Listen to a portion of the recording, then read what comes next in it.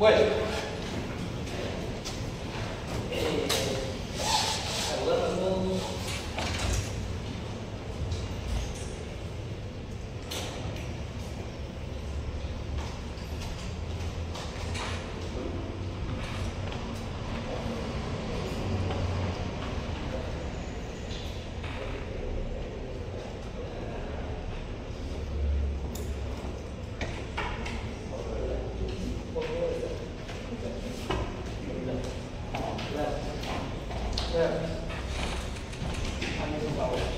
Bueno, a ver, si no me equivoco, el miércoles pasado tratamos una serie de conceptos del curso y hablamos de las finanzas públicas, hablamos de la economía, hablamos de las finanzas corporativas, de la macroeconomía, de la política económica, la política financiera, y también el derecho a las finanzas públicas. Recordando que el derecho a las finanzas públicas es una rama del derecho público que establece un conjunto de normas, principios jurídicos, que regulan la actividad financiera del Estado. A diferencia de las finanzas corporativas, que básicamente regulan las finanzas de las grandes empresas con un propósito esencialmente de ganancia, ¿no? Entonces, hay que distinguir ese interés público de las finanzas públicas del interés más mercantil de las finanzas corporativas. Bueno, ese derecho financiero, así analizado, cuenta con una serie de fuentes, como son la Constitución, los tratados internacionales, la jurisprudencia, la legislación especial, una serie de temas típicos de finanzas públicas, la doctrina, entre otros.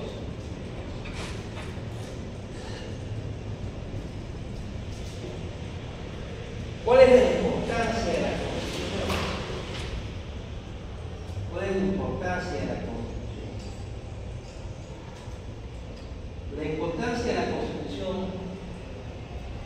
es que sinceramente la rama más importante del derecho. Usted puede jactar que es un inquieto penalista. Si no sabe constitucional, está muerto. Usted puede jactar de que es un gran civilista. Si no sabe constitucional, está muerto. Administrativo, si no sabe constitucional, está muerto. Así es. Yo no enseño constitucional porque acá hay un grupo de ilustres maestros de constitucional que son los dueños de las cartas. No tengan todo el derecho de enseñar constitucional y bien. ¿No? Pero bueno, ya llegará la oportunidad. Bueno, ya les enseñé el verano, no hay problema. Ya vamos a otros 3 veces que en el verano porque lo puedo hacer. Pero ya, concretamente en el tema. ¿Por qué es importante la Constitución frente al derecho de la finanza pública? Porque además de ser de representar la organización jurídica de la nación, de consagrar los derechos humanos, de establecer cuáles son los mecanismos de protección de los derechos humanos, de establecer cuáles son las funciones de los poderes del Estado, y un capítulo sobre el régimen económico que describe cuál es ese régimen económico en el Perú. Y ese régimen económico en el Perú es el de una economía social de mercado. Economía social de mercado. ¿Cuándo surgió la economía social de mercado en el mundo?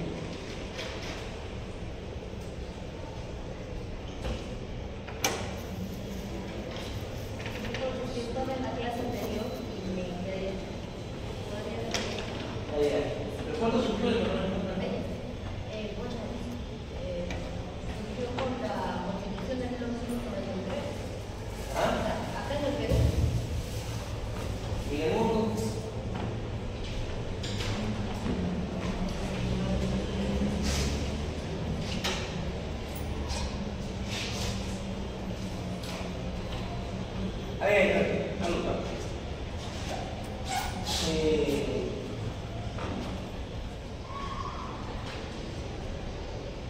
sea, además de que enseñan constitucional 25 minutos por clase y todos los temas existentes, encima no les enseñan eso. Yo soy constitucionalista toda mi vida me he gustado constitucional, toda la vida he sido grande profesor de constitucional, toda la vida he escrito de constitucional, toda la vida desde bachiller fue sobre derecho constitucional. Entonces a mí me duele cuando noto esta precaria formación que reciben los llamados constitucionalistas. Al alumno no solamente hay que enseñar la Constitución de Perú, hay que enseñar las constituciones más importantes del mundo. La Constitución de Filadelfia, la Constitución francesa, la Constitución española, la Constitución alemana, la Constitución italiana. Y es justamente con la Constitución alemana de 1949 donde surge la economía social de mercado.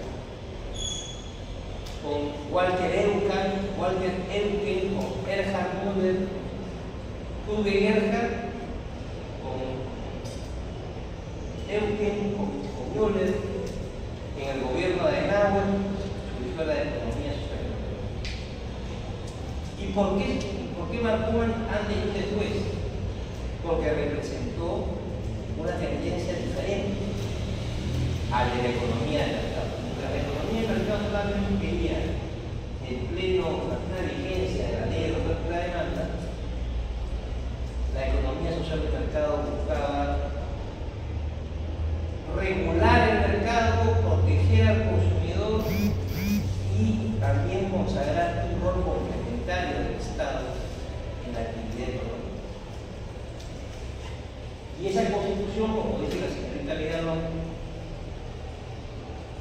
la constitución que incorporó eso al Perú fue la constitución del 79, pero de una manera diferente en términos ideológicos a la de 1993. La constitución del 79 lo hizo todavía con una fuerte presencia del Estado en la actividad económica, la de donde estoy formar partidaria de impulso a la iniciativa privada.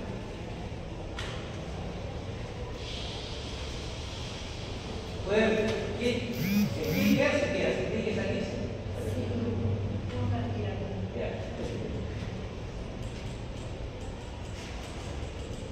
Siempre es un gusto saludarlo. Igualmente. Venga, mejor.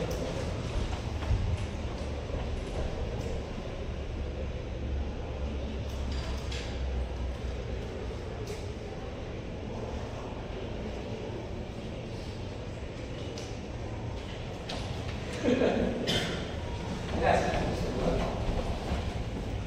Bueno, a ver, esa es la importancia de la Constitución. La Constitución, como fuente del derecho, define además la Constitución en qué consiste el poder tributario del Estado, la facultad de crear, regular, modificar los tributos. Define qué es el presupuesto, el instrumento de planificación económica y financiera del país. Define qué es el endeudamiento, la alternativa para obtener mayores recursos para el funcionamiento del Estado dentro del país y en el exterior, el endeudamiento público. Regula la inversión pública y privada. Defiende, establece normas en favor del consumidor. Define claramente que el Estado, dentro de un esquema de protección a la libre competencia, no puede competir con el privado, sino que debe desarrollar una participación empresarial subsidiaria, complementaria a la que realiza el privado. Y a su vez, señala que en el Perú ser inversionista nacional es lo mismo que ser inversionista extranjero. No hay ningún privilegio para el peruano o el peruano. Ambos, peruano y extranjero, desarrollan su actividad empresarial bajo los mismos derechos públicos. Este es lo que un saludo a la distancia a todos, a María, a Soto Ballena, también será. Quizá me sabe, no es un tema de que tú eres izquierda, tú eres artista, tú eres de derecha, tú eres de izquierda, tú eres de derecha. Tú no quieres acá, lo que quieres es saber. Y el que sabe responde así en 3 minutos. No tiene que leer nada. ¿Sí? ¿Sí? Fácil.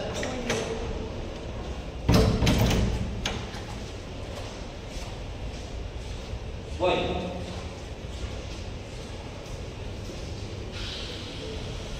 ¿Qué dijimos adicionalmente? Importancia de los tratados internacionales.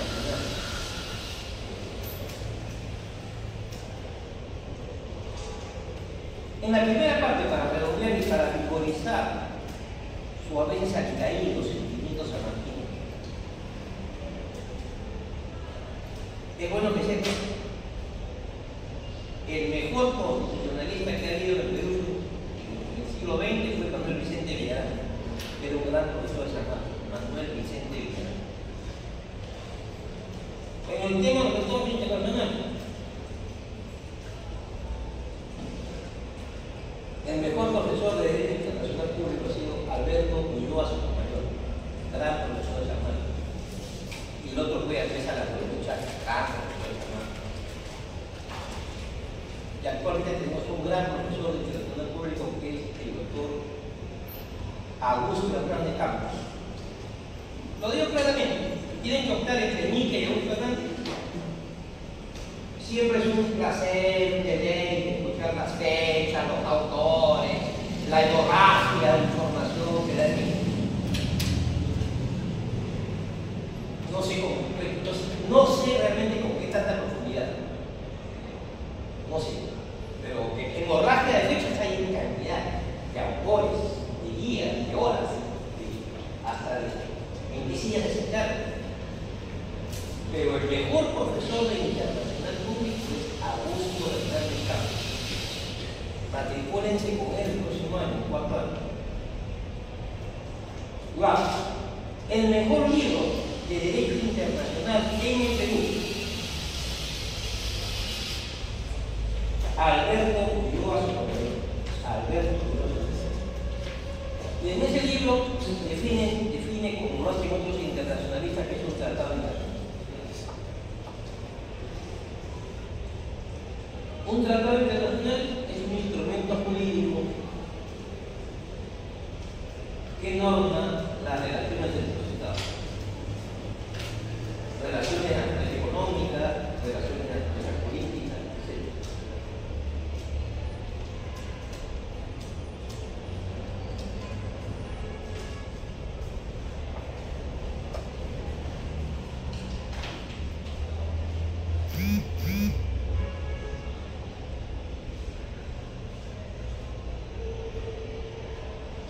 ¿Cuál es la norma que regula los tratados internacionales?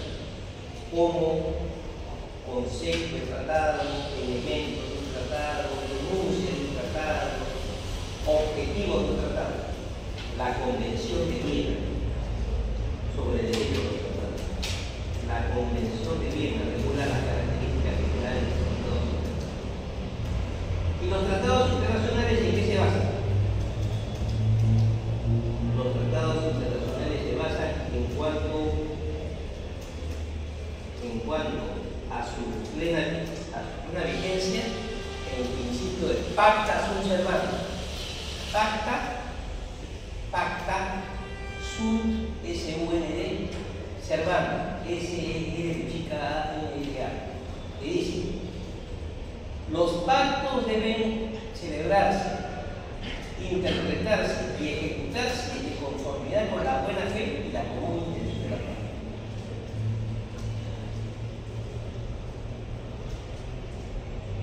Para que existan relaciones internacionales importantes, fluidas, seguras, se deben respetar y cumplir los tratados internacionales. Claro. Dentro de los tratados internacionales, el Perú ha celebrado 23 tratados de libre comercio con diversos países del mundo. Tratados de libre comercio que generan mayores inversiones en el Perú, inversiones peruanas en el exterior, eso amplía la inversión, eso amplía las oportunidades laborales y también también influyen en el aspecto tributario, porque dan facilidades arancelarias. Facilidades arancelarias.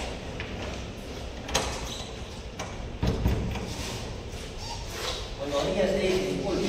No es igual llegar a las 11 que a las 12:15. Regresa a la puerta. Abre la puerta y pide permiso para entrar.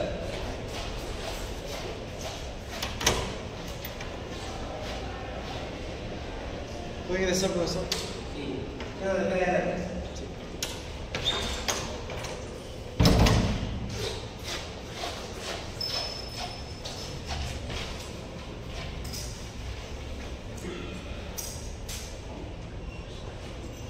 A ver,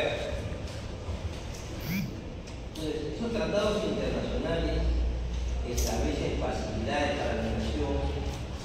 Los estados de alguna manera brindan facilidades arancelarias para que los productos ingresen con mayor normalidad a otros países. Los de Estados Unidos en el Perú, los del Perú en Estados Unidos y los diversos tratados que se han dado. Eso tiene de alguna manera una influencia en la recaudación tributaria. Pero esa disminución de ingresos por aranceles se compensa con muchas mayores inversiones en nuestro país y eso genera un mejor clima de negocio. Esa es la influencia que tienen los tratados internacionales. Aparte de tratados internacionales y convenios para prohibir la doble imposición fiscal. Una actividad económica no puede ser grabada en exportación, que realice en el Perú se graba en el Perú, no puede ser grabada en Chile ni grabada en Argentina, porque se pagó en el Perú. Principio de prohibición a la doble imposición fiscal por actividades económicas financieras. Ya, punto. Lógicamente, las normas tributarias peruanas también, impuesto a la renta, IGB, tienen incidencia en el tratamiento de las ganancias de capital, también derivadas de las importaciones, exportaciones. Bueno, dentro de nuestro país, lo de los tratados internacionales busca más el efecto tributario y financiero de esas relaciones entre empresarios de nuestro país. Bueno, tercera fuente del derecho financiero, la legislación especial complementaria.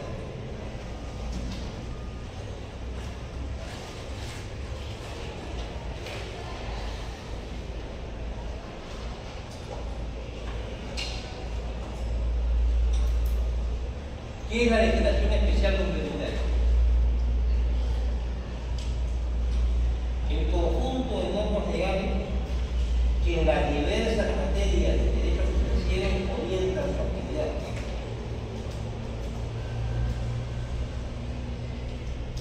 Ya lo dije, ¿cuáles son las materias que están comprendidas en derecho financiero? Derecho tributario, derecho presupuestario, derecho del endeudamiento público, derecho a la inversión pública, derecho a libre competencia, protección del consumidor, cambio de subsidios, protección industrial, una financiera, mercado de valores, comercio internacional. Todo está dentro de la finanza pública.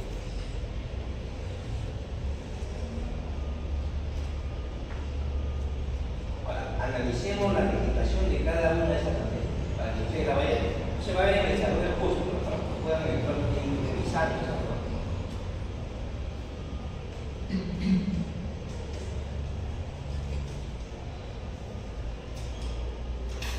En materia tributaria, aparte del artículo 74 de la Constitución, norma general, existen normas legales que regulan los tributarios. Ejemplo, el Código Tributario. Ejemplo, las leyes tributarias de cada una de esas materias impositivas, de cada impuesto, IGB, impuesto a la renta, tributación municipal, impuestos a espectáculos públicos, casinos y tragamonedas, predial, alcabala, regalías, carros sobre carros, todo está regulado en las tributarias. Cada una tiene una ley especial. también las normas emitidas por la Dirección General de Política Fiscal del Ministerio de Economía, que es el ente del Ministerio de Economía que aprueba y define la política tributaria que rige en el país.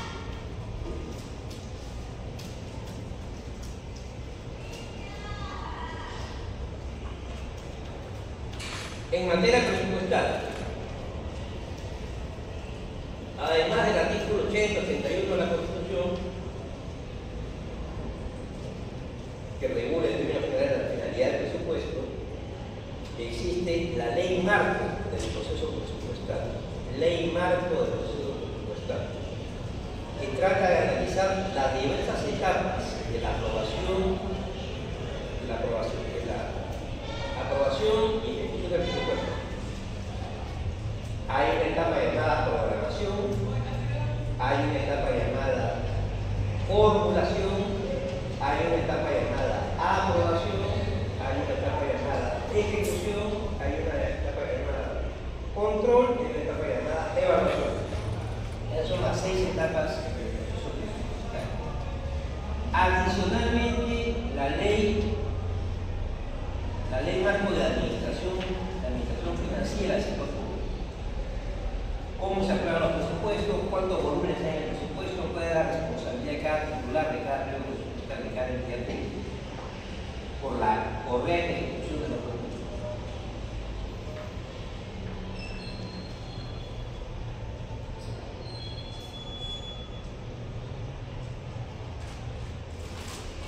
Las directivas de la Dirección General del Presupuesto Público del Perú, directivas sobre el desarrollo del proceso presupuestal en un determinado año.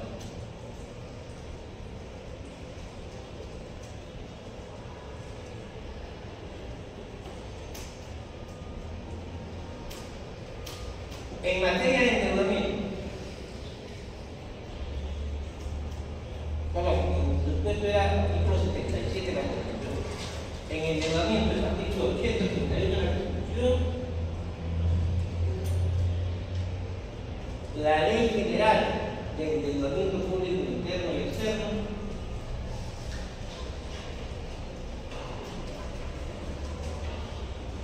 la Ley de Equilibrio Financiero de cada año que determina cuánto se puede endeudar el Estado en el siguiente año en el exterior, 4.000, 5.000, 6.000 millones de dólares.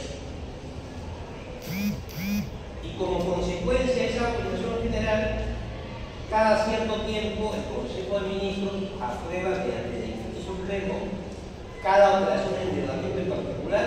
Dentro de ese monto total de 6.000 millones o 5.000 millones se celebra el Perú con diversos países, organismos, bancos. Todo tiene que ser autorizado por el Consejo Supremo. Primero por ley de equilibrio financiero, luego cada operación de financiamiento aprobada específicamente por decreto supremo reglamentario.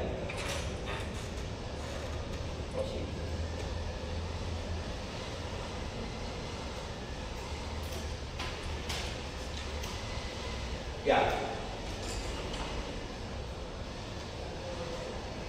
Luego, las directivas de la Dirección General de Endeudamiento Público del Perú, directiva de carácter procedimental de cómo gestionar, presentar las solicitudes de endeudamiento público.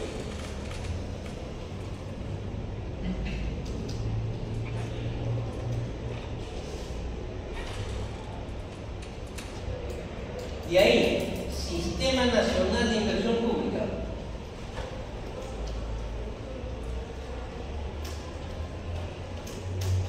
Sistema Nacional de Inversión Pública.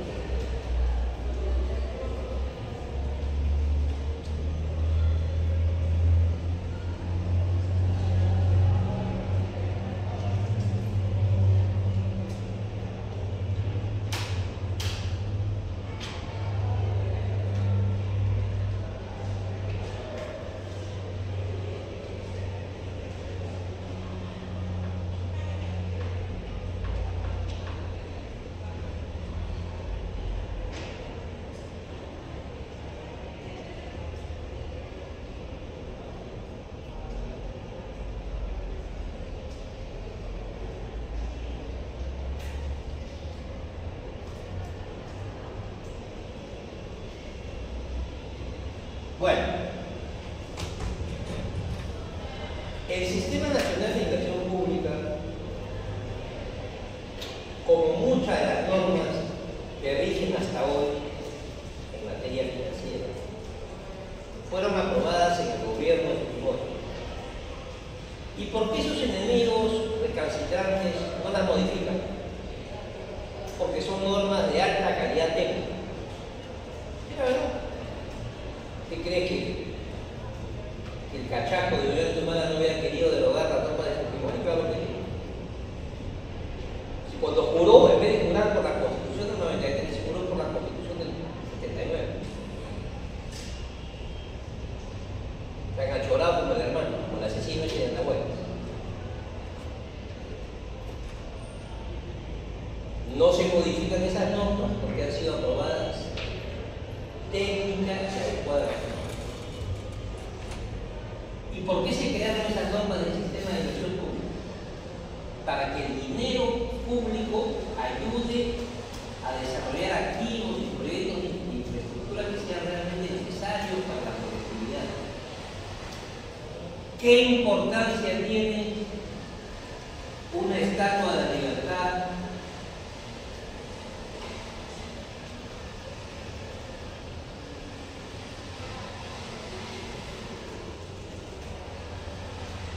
en Cajamarca? Una réplica de la estatua de la libertad en Cajamarca. Un monumento al árbitro de Estado. Una efigie en favor del alcalde de un distrito de Huancayo. La gente no quiere eso, la gente quiere mejoras en salud, en educación, en puentes, carreteras, aeropuertos, que realmente contribuye a un mejor nivel de vida. Entonces, para poder garantizar eso, se requiere que existan perfiles y proyectos de inversión adecuados, proyectos de inversión pública bien estructurados, y que cada uno tenga un expediente técnico, que detalla cómo se van a generar los recursos, cómo se van a ejecutar, informe a qué cronograma, etc. El sistema de inversión pública se creó en el año 2000, todavía no se mueve.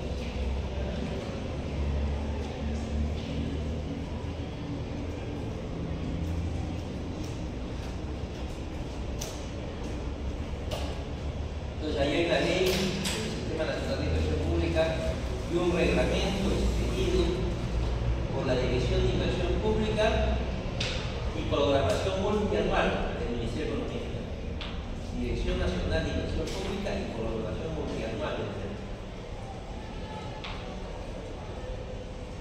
¿Qué es lo que se quiere? Inversiones públicas viables, inversiones públicas sustentables, inversiones públicas sostenibles. Viables porque responden a una necesidad económica y social. Sustentables porque se pueden ejecutar en el tiempo. Sostenibles porque existen los recursos financieros habilitados para ello.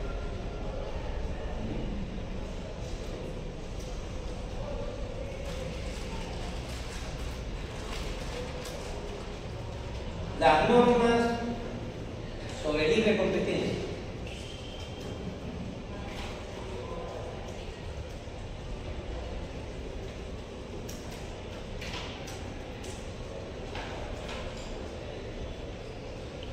¿Dónde se creó el derecho a la libre competencia?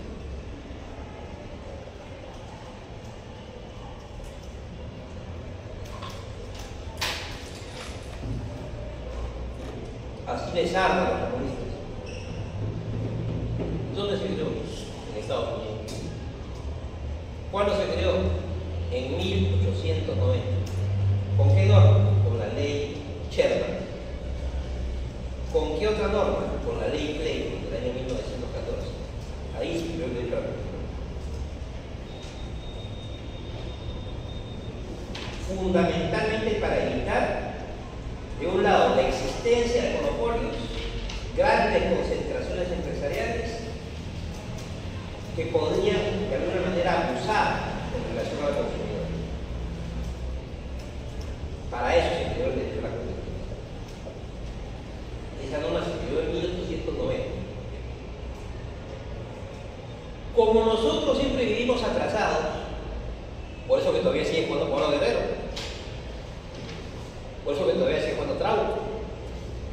No importa si eso le beneficia al pueblo peruano, no importa si eso beneficia a la... Tienen que seguir ahí como tótems, inagotables, inacabados. Así es. Y ayer se cumplió lo que yo dije, que se lo decía en Chalayacha. Me decía, claro, agarra tu celular y mira ahí, tabla de posiciones del fútbol paraguayo. ¿De qué puesto ocupa Nacional de Paraguay? El último. Ahora es el penúltimo, con un punto más que el último. Ya. ¿Qué puesto ocupa Deportes Iquique en Chile? El último. De 8 partidos jugados, 6 partidos perdidos. Ya. Boca Juniors. Boca Juniors es una historia, hermano. Boca Juniors es un gran equipo de fútbol argentino. Caliente, sí, se conoce. Pero el Boca Juniors que jugó contra Alianza está en el puesto 10 del campeonato argentino. En las últimas semanas ha ganado 4 partidos hasta el puntero. Ese es Boca Juniors. Está en su peor crisis en toda la vida. A ese equipo le ganó Alianza. Pero yo decía, está bien, como peruano que bien que hay Alianza. Está bien, de tanta derrota, tantos problemas, unas alegrías de la gente. Ya, está bien. Pero yo dije, díganle a esos periodistas cameleros, díganles que informen a quién le ha ganado Alianza. Porque si pasa este Chata va a jugar por equipos de verdad. Y este Nacional de Paraguay tiene 17 partidos invictos sin perder un solo partido. Es el campeón de Paraguay hace 3 años. Y juega muy bien la pelota. Y va a la verdad, amplío el comentario. Los equipos peruanos en general están en falta. Alianza, la U, Cristal. Bueno, el Cristal está, porque si nació el peor equipo en la Libertadores, nació Alianza. Me acuerdo mucho en los 77, 78, estaba acá Cubillas, Cueto, Velázquez, Sotil, vino Deportivo Cali de Colombia, le ganó 4-0 acá. Fueron a jugar a Brasil con el Cruzeiro de Belo Horizonte, 7-1 perdieron. Hace 4 años lo hicieron famoso a Julián Álvarez, porque River le metió 8 en Buenos Aires. Esa es la Alianza Lima en el extranjero. Como decía la Conmebol hace 2 años, el peor equipo latinoamericano en Copa Libertadores. Ahora lo convirtieron en el Liverpool de América Latina porque le ganó a Nacional y porque le ganó el Iquique, porque eliminó a Boca Juniors. O sea, acá los equipos peruanos, claro, hay nivel, ¿no? Cristal y la U pierden, pero creo que pierden con decoro. Por ahí alguna vez no podría la U, seguramente. Pero la U juega contra Botafogo el año pasado, campeón de la Libertadores el año pasado, 1-0 pierde acá. Juega con Palmeiras de Brasil, pierde 3-2. Va allá, pierde 3-1, 3-2.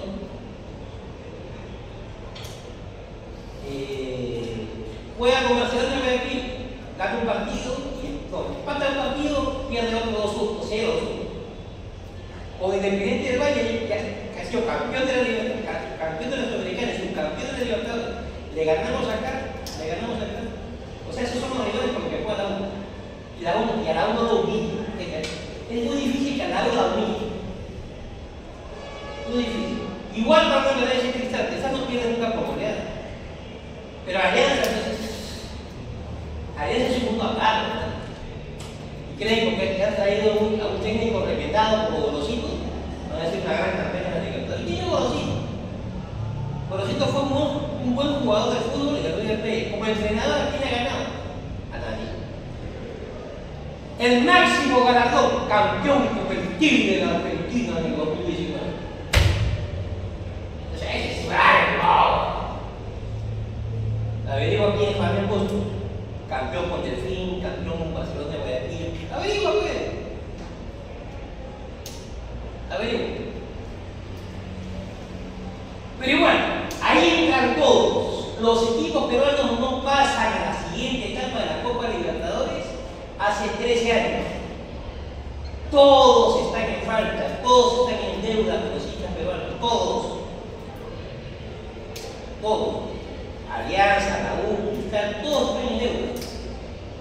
Cuando pasen a la siguiente etapa y siguen haciendo buena campaña, como por lo menos lo ha hecho mi otro equipo, el Carga de Arequipa, en Copa Sudamericana, gran campaña, este año en Libertadores, algunos partidos buenos. Bueno, ahí hablaremos, pues, pero no de que campeonen acá. Campeonan acá en un campeonato que según Conmebol es el peor de América Latina. Porque hasta en Bolivia hay mejores jugadores que acá. Es la verdad, esa es la verdad. Esa es la verdad. En todos los engaños, en todos los engaños. Es pajarito. Por lo que dice el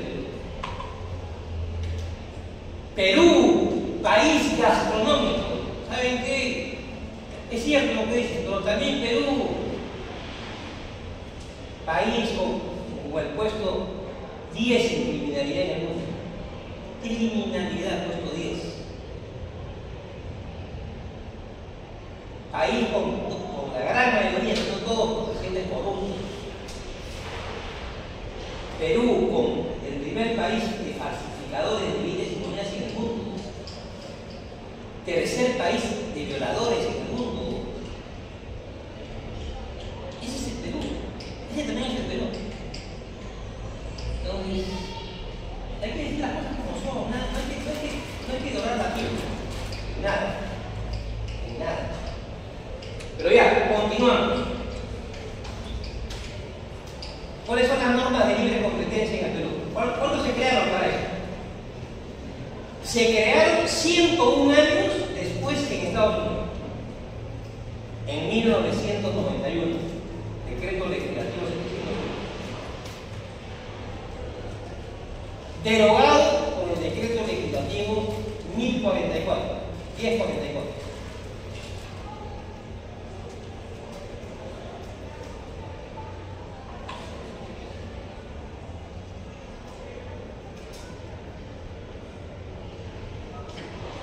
Y esa norma se complementa con las normas de publicidad y defensa del consumidor.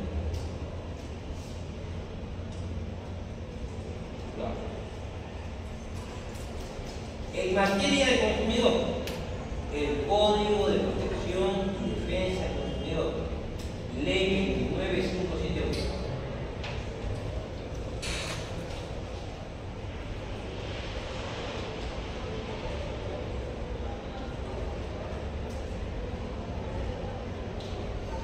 Y las normas que también, por ejemplo, se establecen en materia de protección del consumidor de servicios financieros, una ley especial en el ámbito bancario y financiero.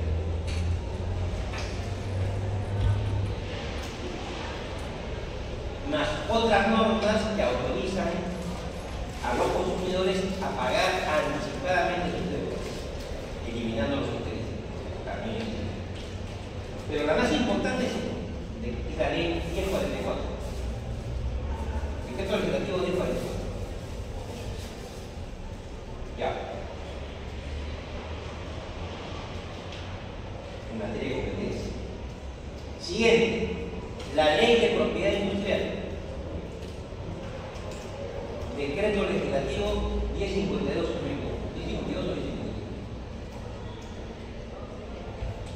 Que regula todo lo que tiene que ver con las creaciones intelectuales, marcas, servicios, productos, nombres de unas comerciales, potencias de dimensión, etc.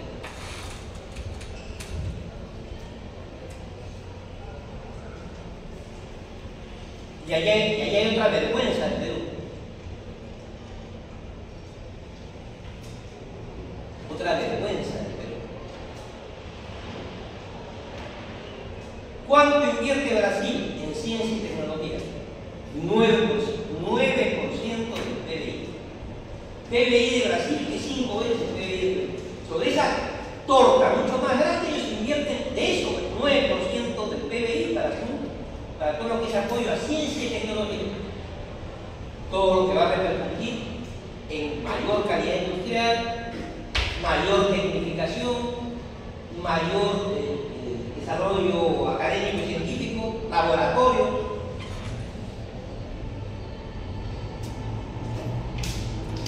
Igual, prácticamente 8% invierte México. 6% invierte más o menos Uruguay, Argentina, Chile y Colombia. ¿Cuánto invierte el Perú en ciencia y tecnología? 0.0000000. 3%. O sea, 30 veces menos que Brasil. Teniendo mucha mayor necesidad de contar con avances tecnológicos. Cuando el señor Aníbal Torres fue presidente del Consejo de Ministros, no hizo lo que pudo haber hecho en ese campo científico, académico y de apoyo en estas materias. ¿Cuál es el déficit de interés? ¿Cuál es el déficit de financiamiento que tiene San Marcos para poder actualizar todos sus laboratorios científicos de la universidad? Especialmente de medicina, ciencias físicas, química, 8.000 millones de euros. ¿Cuánto requiere la universidad, la UNI? 5.000 millones. ¿Cuánto requiere la agraria? Cerca de 4.000 millones. 17.000 millones de euros.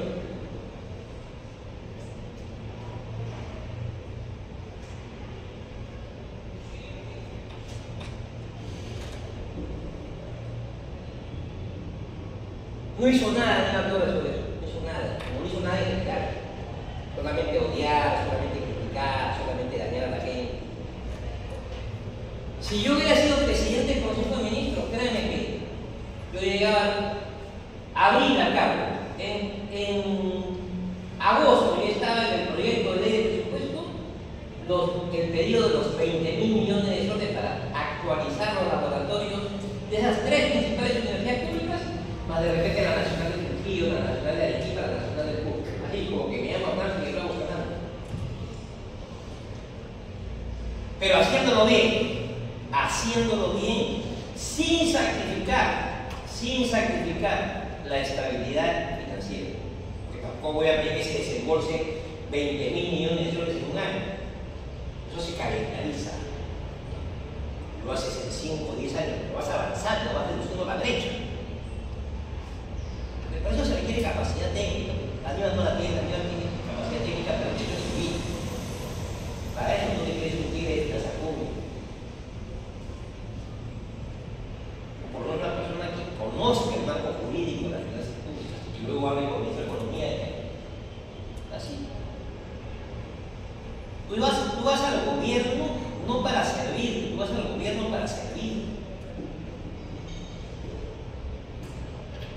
Y no dudo que Aníbal Torres no ha tocado un sol del Estado, estoy seguro que ha sido así, porque Aníbal es honesto.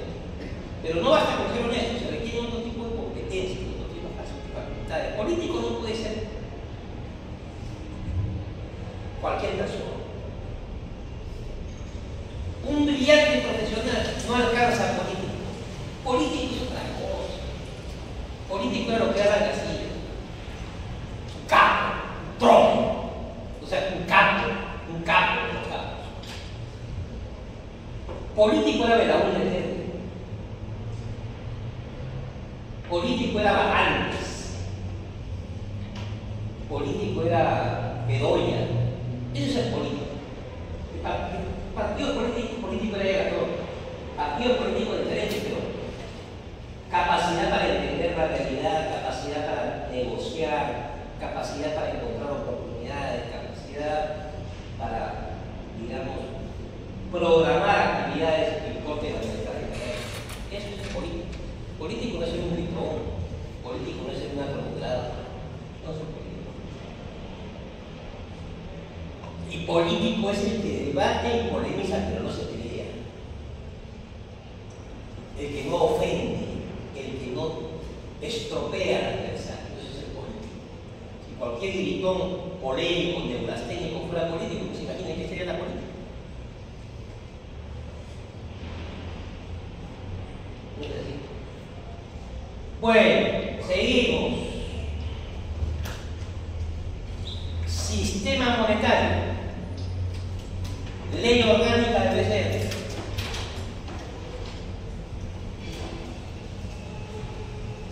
Ley orgánica del BCR, decreto ley 26.123.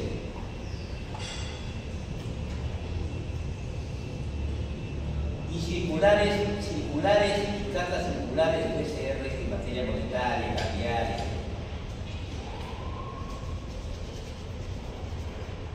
Sistema financiero, Ley General del Sistema Financiero,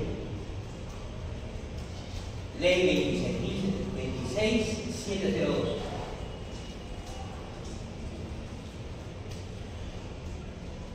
Derecho del mercado de valores, Decreto Legislativo 861.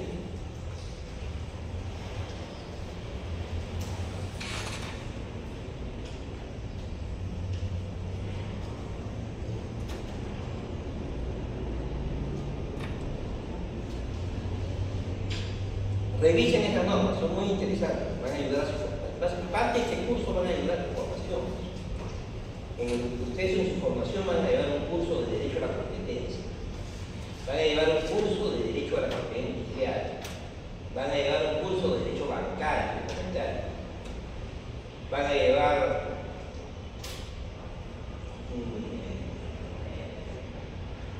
protección del consumidor. Vean esas normas. No solamente para este curso, para seguir en general. Bueno.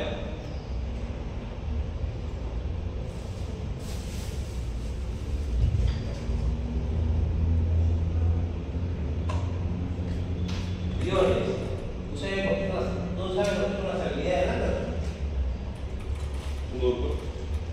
¿Ustedes qué son las habilidades blandas? Sí. ¿Cuáles son? Son aquellas habilidades. Son aquellas habilidades que te van a ayudar dentro del ámbito laboral, pero que si bien no son impactantes, son importantes para tu desarrollo. ¿Cuál es una habilidad blanca? El hecho de liderazgo, oralidad al hablar, empatía, ponerte en el lugar de otro, una sociabilidad.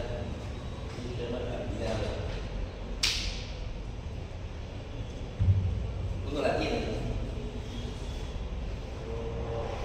¿Qué día es hoy? 2 de abril. ¿Qué día es hoy? ¿Qué se celebra el 2 de abril? El día del abogado. Saluda al doctor Figueroa. ¿Quieres? Pues tú, no crees.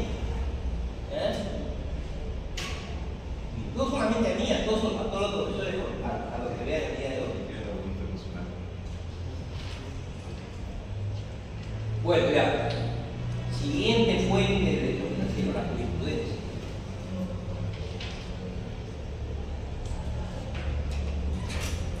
¿Qué es la jurisprudencia?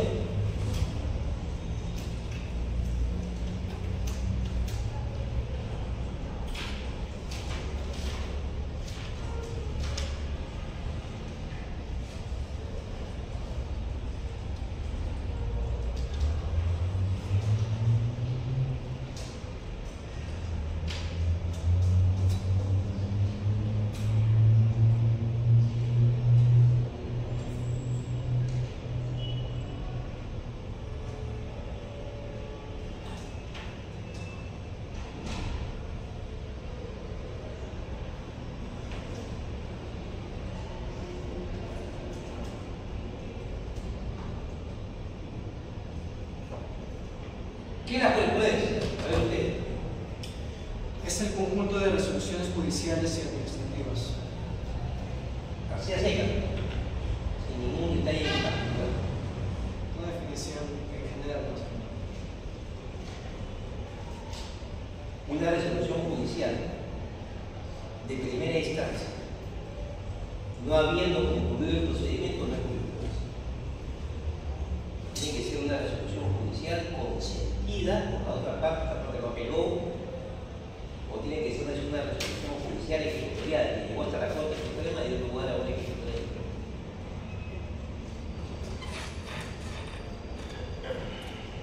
Está bien el concepto general. ¿Está bien? ¿Cuál es la finalidad de la jurisprudencia? ¿Para qué sirve la jurisprudencia? A ver. Nos sirve para que el juez se valga de ellos para resolver o dirimir controversias. Muy bien. Resolver conflictos de intereses e incertidumbres jurídicas. Resolver sus conflictos de intereses. ¿Quién tiene la razón jurídica? Juan o Pedro. La empresa tal o la empresa cual, la empresa tal o nacional. Dirimes el conflicto de interés. Y también dirimes incertidumbres jurídicas. Ya, Juan le debe a Pedro, ¿cuánto le debe? Le debe 15.000 soles, le debe 20.000, le debe 30.000, le debe 50.000. Y solamente es el conflicto de interés, ¿no? Solucionar incertidumbres jurídicas. Está bien, claro. Yo lo corrijo y tengo que corregir. El profesor no puede ser un adulón de la alumno. El profesor debe estimular al alumno, sí. El profesor debe decir que bien ha respondido cuando corresponde. Si da una definición completa, muy lograda, le felicita. Si la dice a medias, se le corrige. Es lo que es un profesor, un maestro que hace eso. El profesor no es un soborcito del alumno, no lo es, tiene por qué serlo. Bueno, ¿qué importancia tiene la jurisprudencia en el ámbito tributario, señor?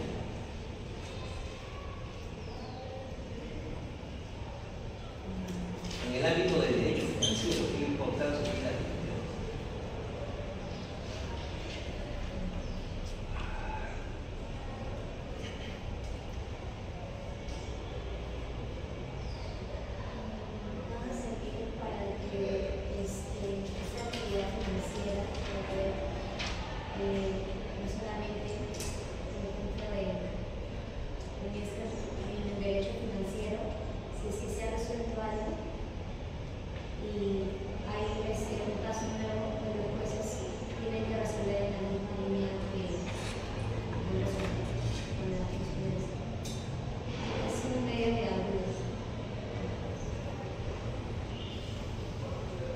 En la jurisprudencia existe una institución que se llama Tribunal Fiscal.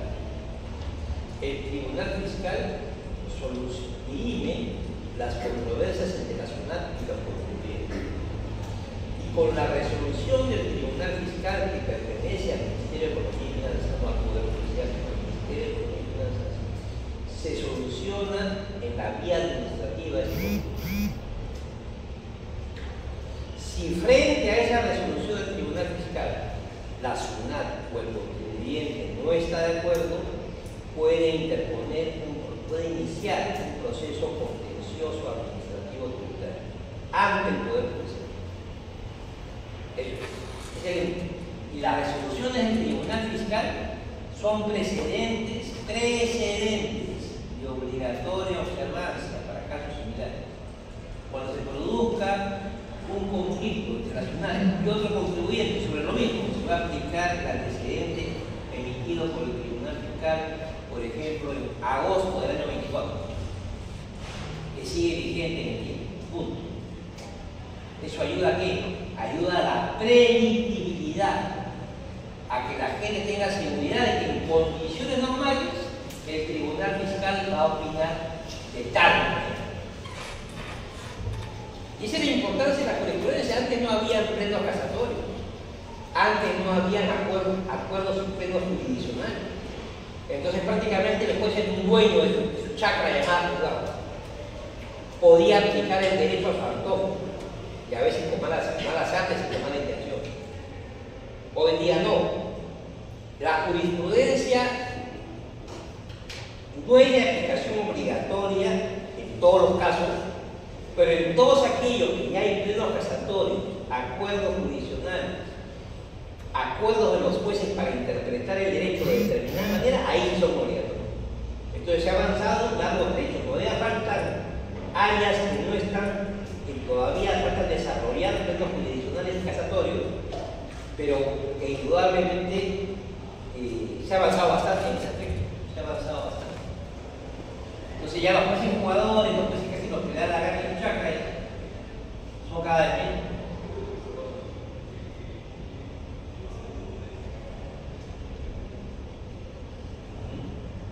Bueno, ¿qué es la doctrina?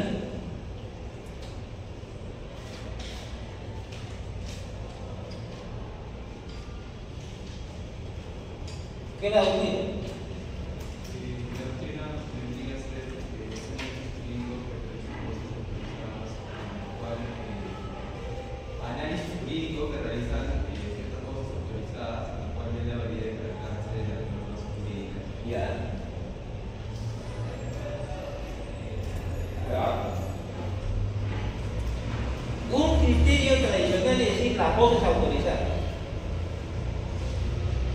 con un criterio más integrador de las voces autorizadas por su experiencia, trayectoria, pero también las opiniones creativas, fundamentadas, motivadas,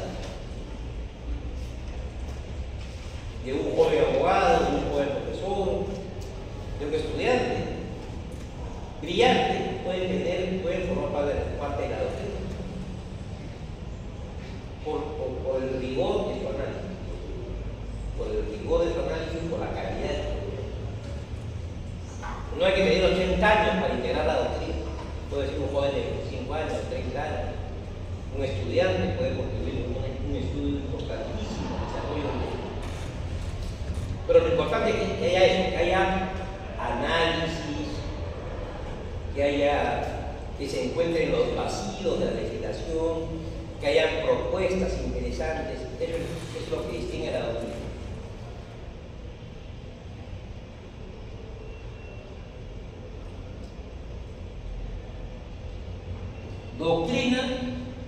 Doctrina, ya personalizada. Doctrina es un libro del doctor Espinosa. Doctrina es un libro del doctor Gauss. Doctrina es un libro del doctor Landaroy.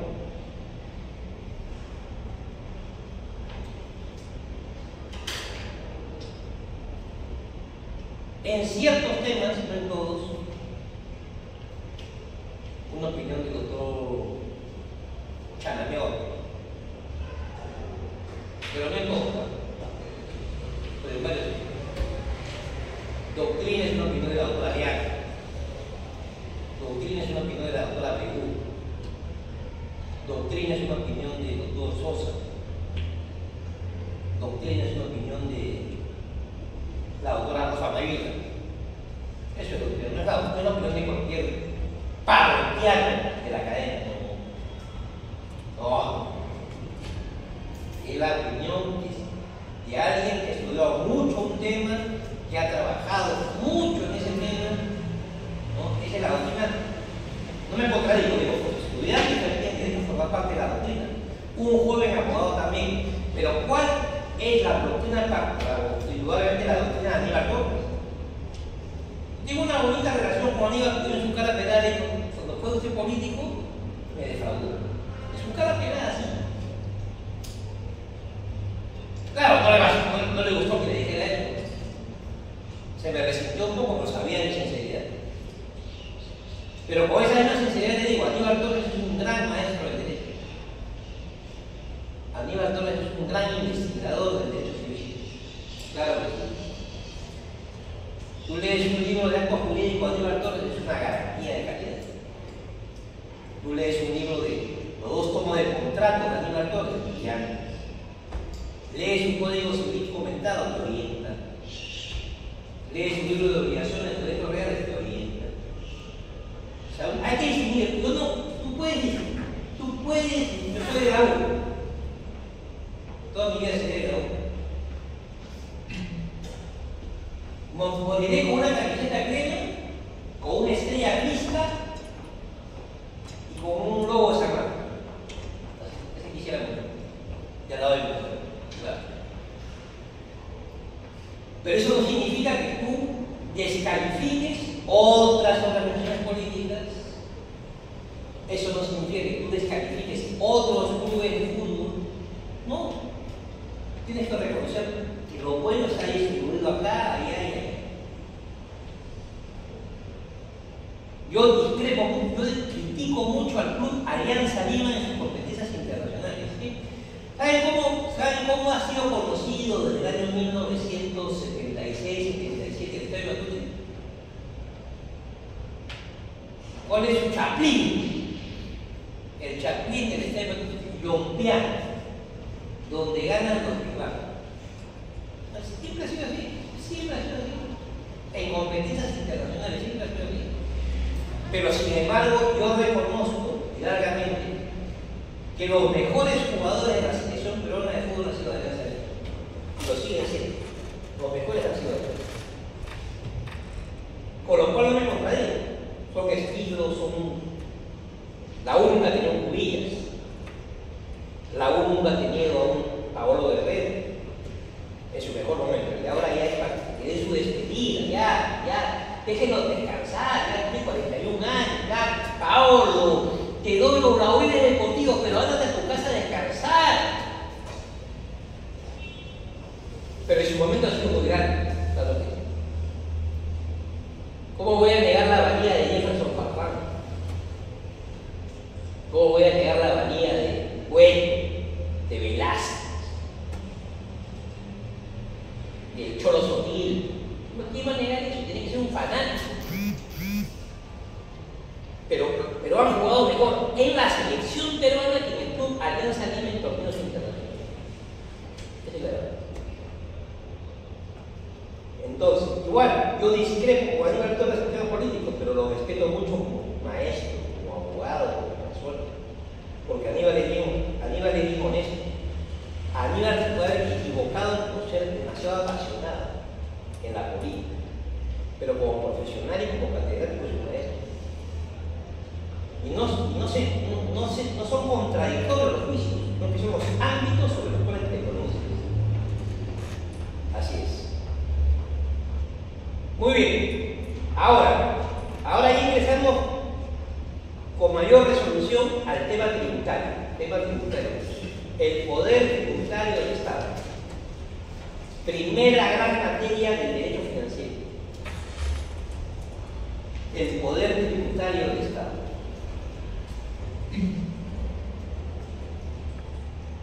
¿Qué es el poder tributario del Estado?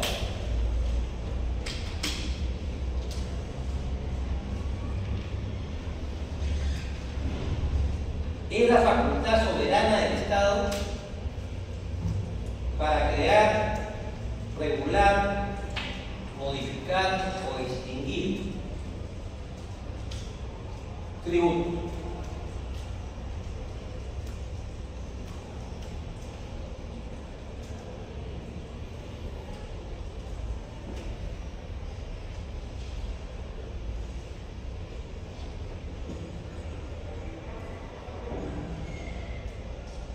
¿Cuál es el antecedente?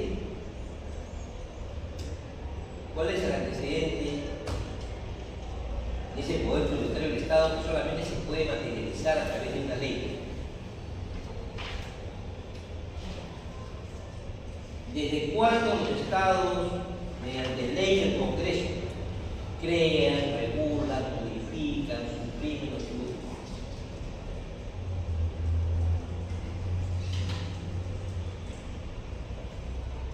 Esa también es una pregunta de derecho constitucional.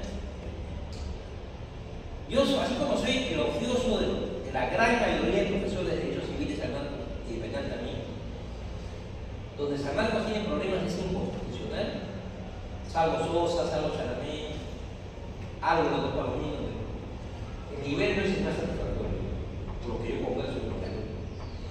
Administrativo es un nivel bajo.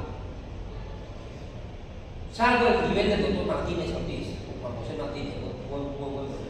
Cuando puedan, matricúlense con él. Y el laboral también es bajetón. Pero bueno, ya, pregunto, ¿cuándo surgió esa facultad del Estado para crear, regular, modificar los tributos? Para evitar los abusos de las dictaduras, para evitar los abusos de las monarquías. ¿Dónde surgió eso?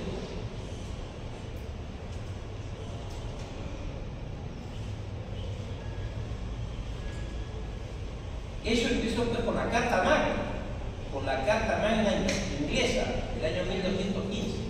Solamente el Parlamento podría crear los tributos, solamente el Parlamento podría aprobar los presupuestos. ¿Ah? ¿Y cuál era la explicación? Y sigue siendo la explicación.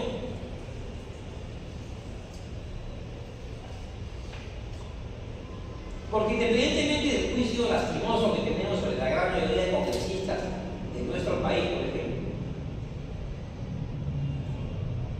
se asume que al representar al pueblo están en mayor nivel de contacto con la realidad y con sus aspiraciones cuando, por ejemplo, realizan actividades de representación.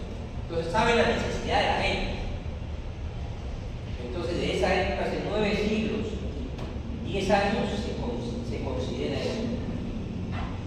Más cercano al pueblo y por lo tanto más cercano a la necesidad de crear tributos, respetando los derechos del contribuyente, para modificar tributos, porque la tasa puede ser o muy elevada o muy reducida, o puede modificarse el tributo para ampliar otras actividades económicas grabadas, que se pague también por tal actividad o que ya no se pague por tal actividad.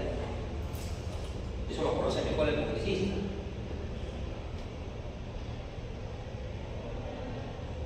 Suprimir tributos. Este tributo en su momento tuvo una determinada importancia, ya no la tiene en términos de recaudación, no se justifica mantenerlo, como ha sido en su momento el impuesto al patrimonio empresarial, que en su momento fue muy bueno, como fue el impuesto al patrimonio neto personal, ya no son tributos de la República.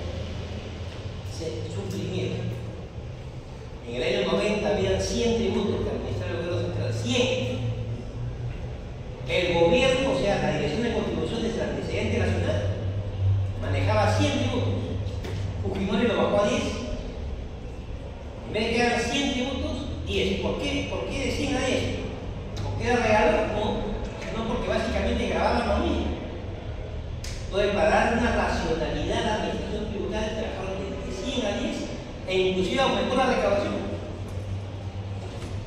Para bien. Y también para otorgar exoneraciones. Otorgar exoneraciones también tiene que ser concreto.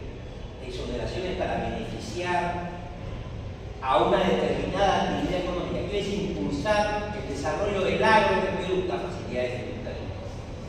Impulsar el desarrollo de la industria, facilidades tributarias. ¿Quieres impulsar y mejorar el nivel de vida y la actividad económica en Tumbes, que está muy descuidado? Facilidades tributarias en zonas fronteras. Igual en Loreto, igual en Madre de Dios, o en Puno. Tal. Entonces, tiene por finalidad la exoneración e impulsar el desarrollo económico y social. Para eso existe la exoneración. Y todo eso se hace solamente por ley o por decreto legislativo si el Congreso le da facultades legislativas al Ejecutivo por una determinada razón.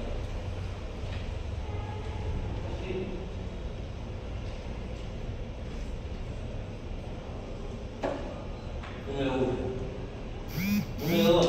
Ese poder tributario no es omnímodo, no es ilimitado, no puede ser abusivo. Se tienen que respetar los derechos del contribuyente.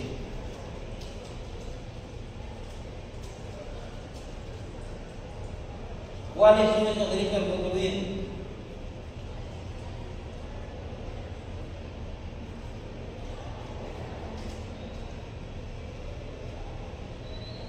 Principio de reserva de ley. Solamente por ley se puede crear tributos. Es una garantía para el ciudadano. Solamente por ley o decreto legislativo podría hacer facultad. Si la tributación estuviera en manos de funcionarios públicos que están en el gobierno, sería un gran peligro. En cambio, si se autoriza la delegación del Congreso es diferente. Principio de respeto a los derechos fundamentales.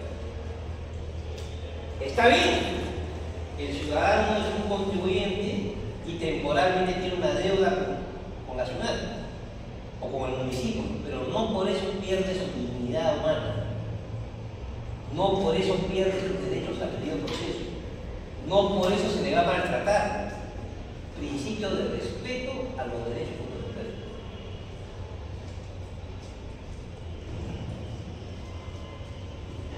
Tenemos que tributar, sí, pero de acuerdo a nuestra capacidad contributiva. No nos pueden exigir proporcionalmente un pago de impuestos claramente alejado de nuestras posibilidades económicas. No se llama capacidad contributiva.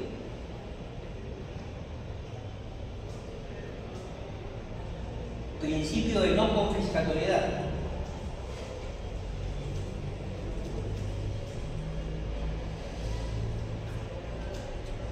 puedes tener una deuda con la administración tributaria.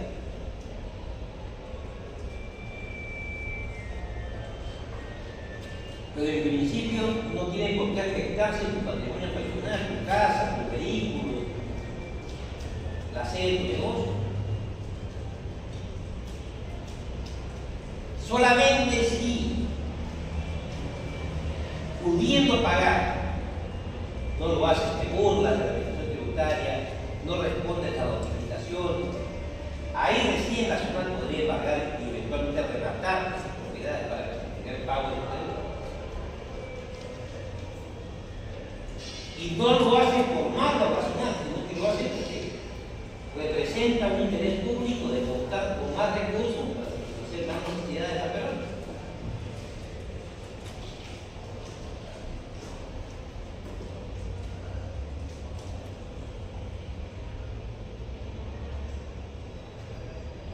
Principio de certeza tributaria. La norma tributaria tiene que indicar quién cobra el tributo. Lo cobra la ciudad, lo cobra el municipio, lo cobra la región. ¿Quién lo debe pagar? ¿Qué tipo de actividades económicas están grabadas? Están obligadas a pagar tributo. ¿Cuál es la tasa del impuesto? 30%, 20%, 15%.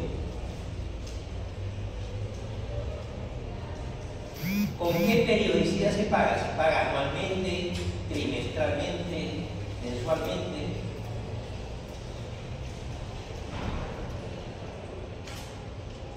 El IGB se paga mensualmente. El predial se paga trimestralmente. La renta se paga anualmente.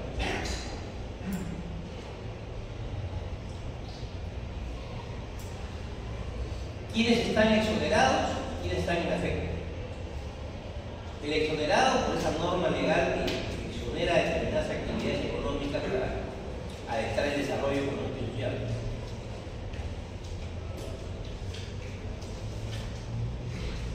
La inafectación, ¿quién está en inafecto? Acá viene la aclaración. El exonerado ha venido pagando anteriormente. Sale una ley y lo exoneran durante 4 años. Si esa ley no se prorroga, nuevamente vuelve a tributar. En cambio, el inafecto, por mandato de la ley, nunca va a pagar tributo. ¿Quién es un inafecto? Inafectos son los diplomáticos. Los diplomáticos, los embajadores, los cónsules, los agregados de los países no pagan tributo. No pagan tributos en cuanto a las actividades diplomáticas que realizan. Si el embajador, el cónsul, se compra un carro del año a título personal, ahí se paga. Si se cobran un inmueble a título personal y no para la embajada, ahí se paga. ¿Quiénes más están en afecto?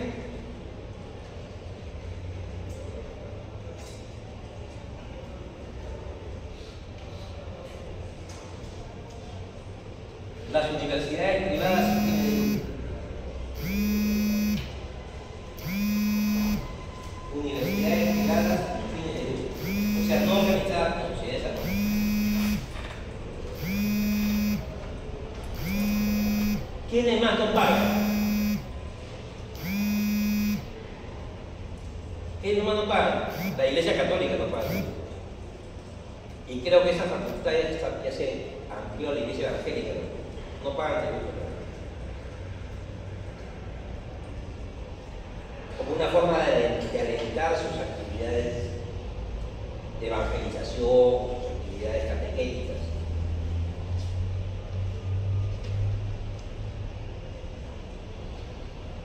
Y mientras la actividad de las iglesias se encuentra en esos marcos, también es tolerable. Pero si la Iglesia Católica o la Iglesia Evangélica desarrollaran actividades mercantiles, comerciales, sí debería pagar. ¿Qué cosa diferente? Bueno. Y también están en efecto los pensionistas de casa única, cuyo valor de autovalúo de ese inmueble es mayor a, es menor de 50 UITs, o sea, va a ser menor de 257.000 soles, y que además ocupan esa casa para vivir, no la venden, sino que la ocupan para vivir. Eso está claro.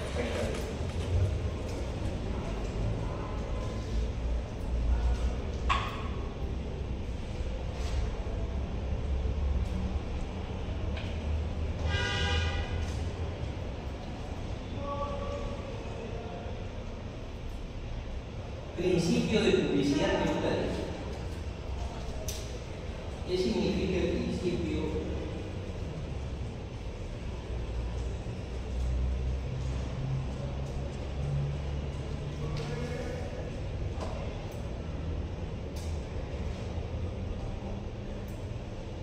Principio de publicidad en materia jurídica en general. Para que una norma jurídica sea válida, tiene que estar publicada en el periódico. Con mayor razón, una norma tributaria que crea obligaciones a los contribuyentes. Hay que conocer a tiempo la dación de esa norma tributaria.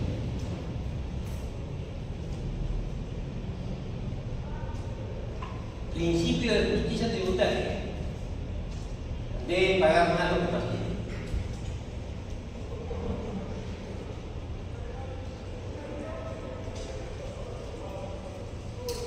Y ese principio alienta que el principal tributo de los países sea la tributación directa.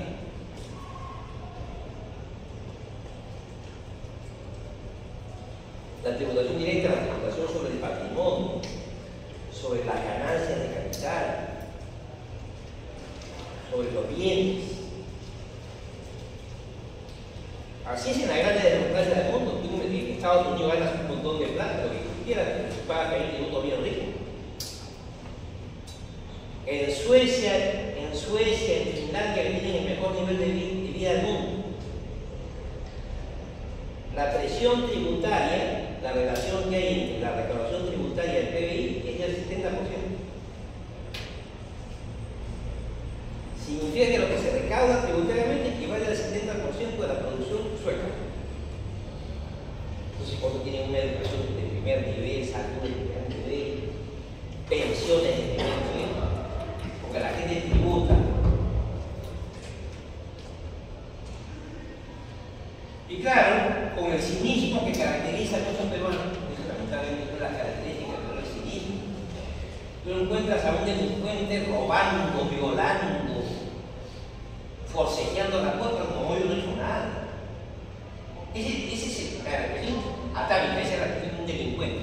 Pero el peruano promedio es bien cínico. Promedio, no creo que todo, pero la mayoría es cínica. Niegan lo que hacen. Todo lo disimula, todo lo hacen en secreto.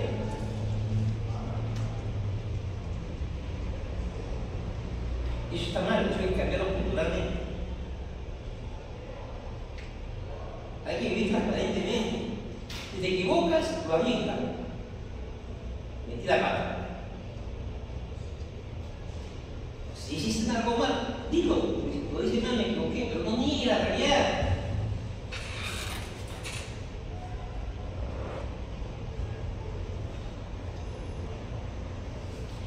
Y eso se lleva. He visto, pues, ¿dónde veo eso? ¿Dónde veo eso?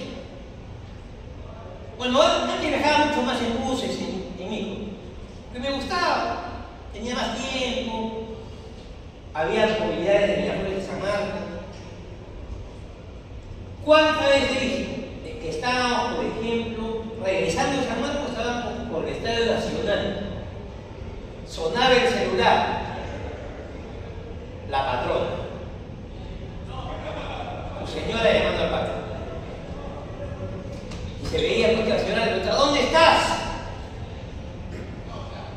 Mira, el padre estaba en el estadio, a la altura del Estadio Nacional, y decía a la esposa, estoy en el límite entre Barranco y Chorrillos. O sea, quien miente de esa manera ante una cuestión tan sencilla, ¿cómo mentirá con cosas mucho más raras?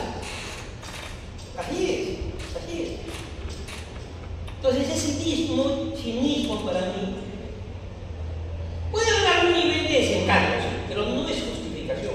Ah, no, yo no pago tributos porque hay tanto ladrón en el Perú que se van a llevar mi dinero. Eso es una presunción que no se puede aplicar en todos los casos.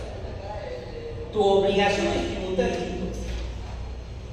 tu obligación es pagar tu predial, tu obligación es pagar tu alcabala, tu obligación es pagar tu impuesto a la renta. Y por eso que te enchufan el IGB, porque si te dijeran, ¿lo quieres pagar o no lo pagas? Te lo meten a decir.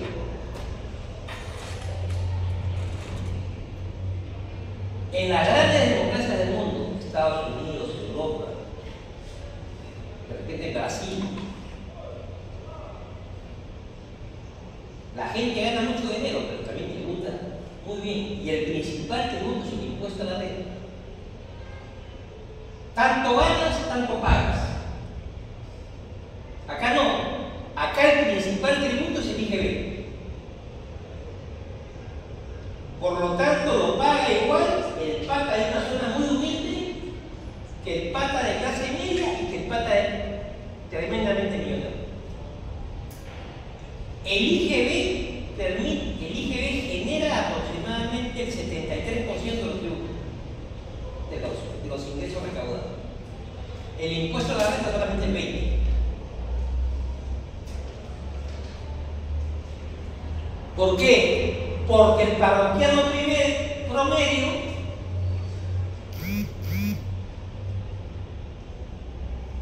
como le gusta hablar a ellos, ¿no? Le gusta ir a almorzar con su jefa. Porque así habla, me voy con mi jefa, ¿no? Almuerzo, cine o paseíto por ahí.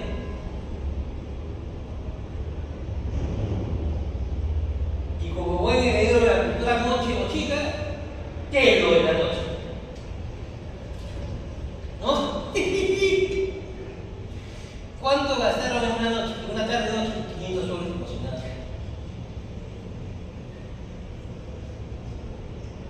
Pero sin embargo no pueden pagar los servicios. Nivel de crecimiento económico de Lima Norte, muy importante.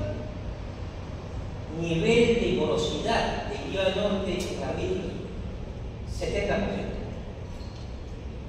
No pagan arbitros. Y quieren mejor seguridad, y quieren mejores padres y jardines, a los lados públicos y todo, lo que pagan.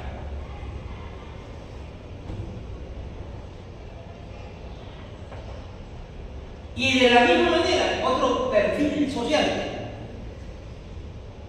Las grandes empresas mineras de dudas. Telefónica del Perú, 9.000 millones de soles que le da el Perú.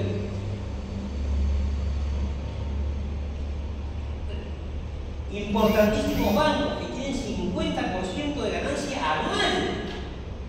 O sea, para que tengan una idea, en un grupo financiero, en un grupo empresarial mundial, en cualquier país del mundo, 10% de ganancia. 20% de ganancia, celebración por hora loca. Aquí en el Perú los bancos hace aproximadamente 15 años tienen 50% de ganancia neta cada año. Y sin embargo no le pagan a la ciudad.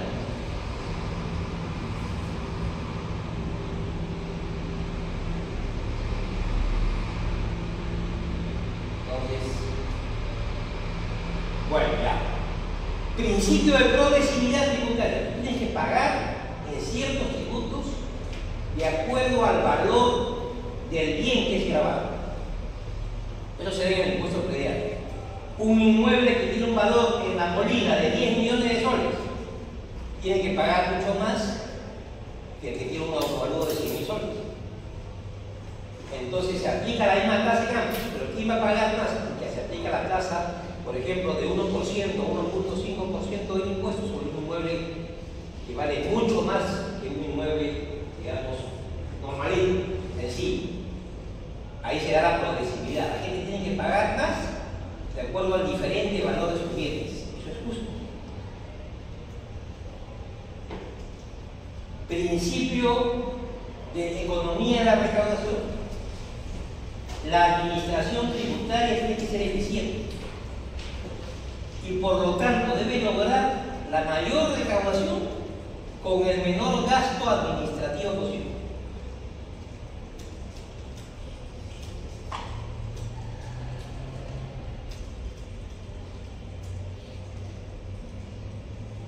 ¿Cuál es el nivel? Eso es lo que son los principios tributarios.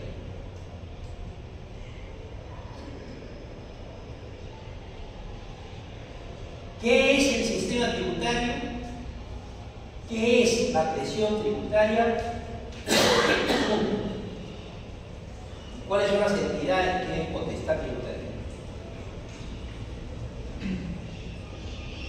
¿Qué es la presión tributaria?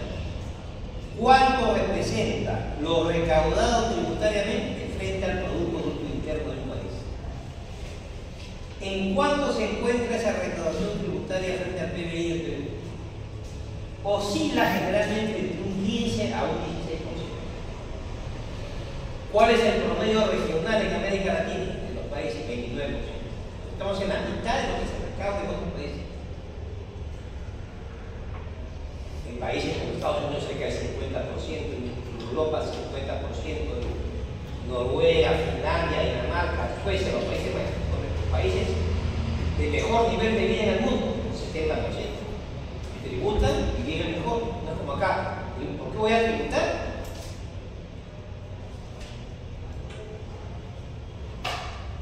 Eso es así de claro.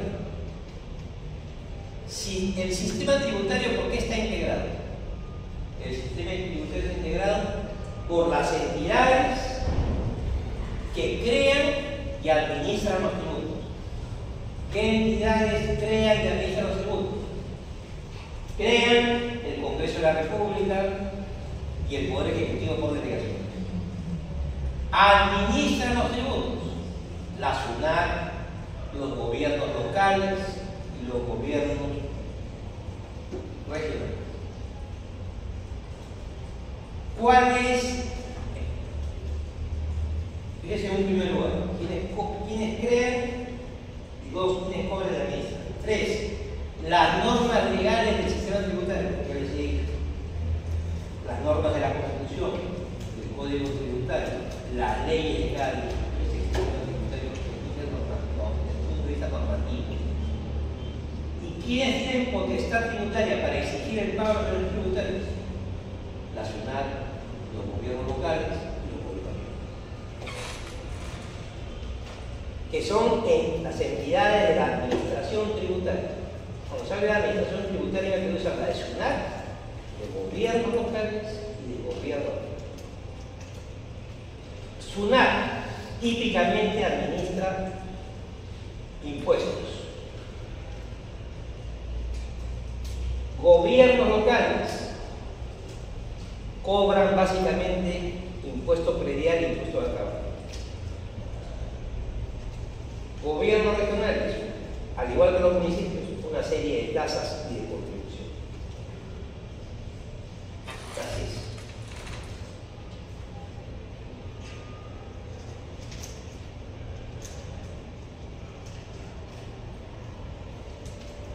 es. Estoy revisando mi bibliografía para dejar el material de lectura para un primer control de lectura en estos días. Pero claro, se tomará el control de lectura no la próxima semana, se tomará dentro de 3 semanas más o menos, para fin de mes, el primer control de lectura. Y siempre sobre los temas que hemos visto, no le voy a preguntar, no le voy a hacer leer cosas que no he explicado. Muy bien, señores, lo dejamos ahí por hoy. Muchas gracias.